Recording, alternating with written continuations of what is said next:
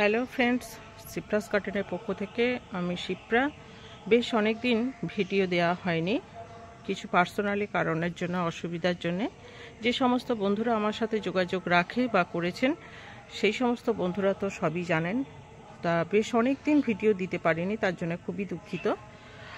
এবার থেকে তো ভিডিও অবশ্যই রেগুলারই যাবে, কারণ সামনেই উইন্টার সিজন চলে এসেছে দোরগোড়ায়। অনেকের হয়তো সিজন ফ্লাওয়ার বসানো হয়ে গেছে, কিন্তু আমার এখনও বসানো হয়নি, কারণ আমাদের এদিকটা বন্যা হয়েছিল লাস্ট অক্টোবর মাসের একদম শেষের দিকে। নভেম্বরের ফার্স্ট 1-2 তারিখ পর্যন্ত প্রচণ্ড পরিমাণে মুষলধারায় বৃষ্টি হয়, যার কারণে নার্সারিতে এখনও পর্যন্ত সিজন ফ্লাওয়ার অ্যাভেলেবেল নেই।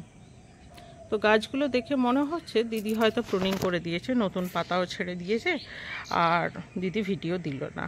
কিন্তু না বন্ধুরা, আমার এখনও গাছগুলো প্রুনিং হয়নি, দেখতেই পাচ্ছেন এখনও শুকনো শুকনো ফুল রয়েছে। কিন্তু এই লাস্ট যে বৃষ্টিটা হলো, বৃষ্টির কারণে কি হয়েছে, ধীরে ধীরে ডরমেন্সির সময় যে সমস্ত শুকনো পাতাগুলো থাকে সেগুলো সব ঝরে পড়ে গেছে। আর ধীরে ধীরে যত ওয়েদার চেঞ্জ হচ্ছে, আর এই ডরমেন্সি প্রসিডিওরের সময় যে বৃষ্টিটা হয়ে গেছে, গাছকে পুরো শাওয়ারিং হয়ে যায়।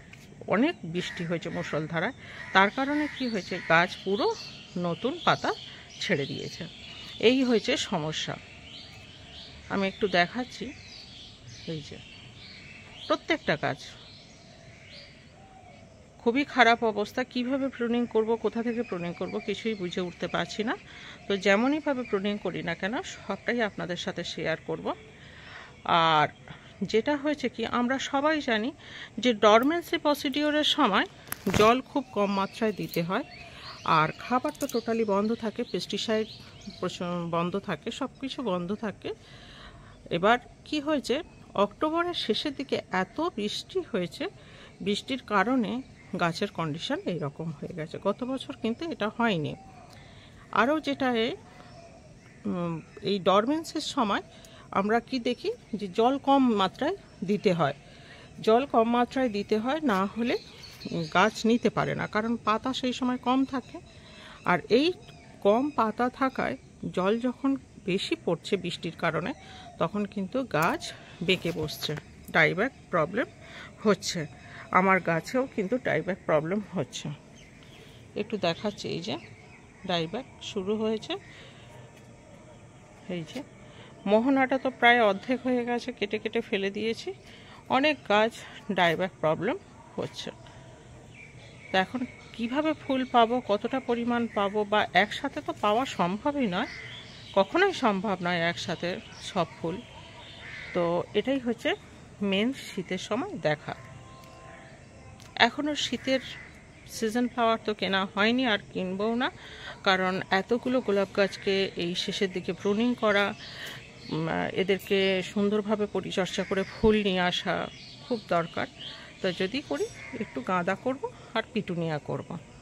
তা চলুন বন্ধুরা, পুরো গার্ডেনটা আজকে একটু আপনাদের সাথে শেয়ার করি। বেশ অনেক দিন ভিডিও দেওয়া হয়নি, অনেক বন্ধুরা হয়তো রেগে থাকবে, দিদির হয়তো প্রুনিং হয়ে গেল। তা কিন্তু নয়, কিভাবে নোটগুলো ছাড়ছে দেখুন, কি অবস্থা। কিভাবে যে প্রুনিং করব বুঝে উঠতেই পারছি না। দেখুন, বাগানে বেশ অনেক দিন সময়ও দেওয়া হয়নি। আপনাদের সামনে চন্দ্রমল্লিকারও ভিডিও তুলে ধরেছিলাম, কিন্তু সেটাও পরিচর্যা হয়নি, সেটারও পড়ে রয়েছে। এই বছরটা সব কিছুতেই কাজের আমার গন্ডগোল হয়ে আছে।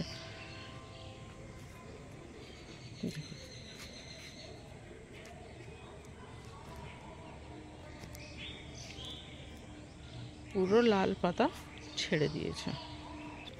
এটা মোহনার অবস্থা খুবই খারাপ, মনে হচ্ছে ফেলে দিতে হবে তুলে, কারণ এই বৃষ্টি এত হয়েছে, ডাইব্যাক শুরু হয়ে গিয়েছে, কোনো মতেই একে প্রতিরোধ করতে পারছি না। এরপর এখানে দেখাই কতগুলো দোপাটি গাছ লাগিয়েছি, শীতে খুব ভালো ফুল দেয় বলে।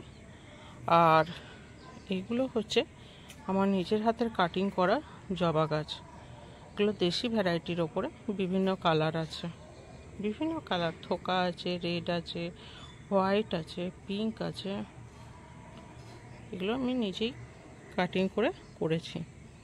আর এখানে রয়েছে জারবেরা, অ্যাজেলিয়া, আর এখানে রয়েছে গাঁদা।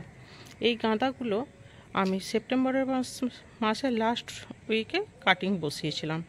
গত বছরের একটি গাঁদা গাছে মাদার গাছ রেখে দিয়েছিলাম, তা থেকে কাটিং বসিয়েছি। সেই কাটিংগুলো সুন্দরভাবে লেগে গেছে। আর এদিকে আছে হিবিস্কাস অর্থাৎ জবা, বিভিন্ন ভ্যারাইটির ওপরে মাটির মিডিয়াতেও আছে, সিন্ডার মিডিয়াতেও আছে।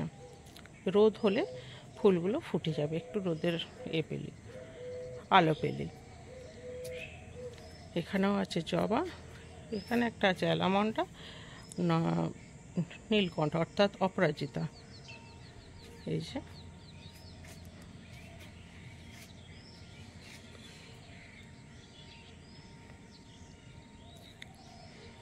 গার্ডেনে সাজাতে এখন সময় লাগবে বেশ কয়েকটা দিন।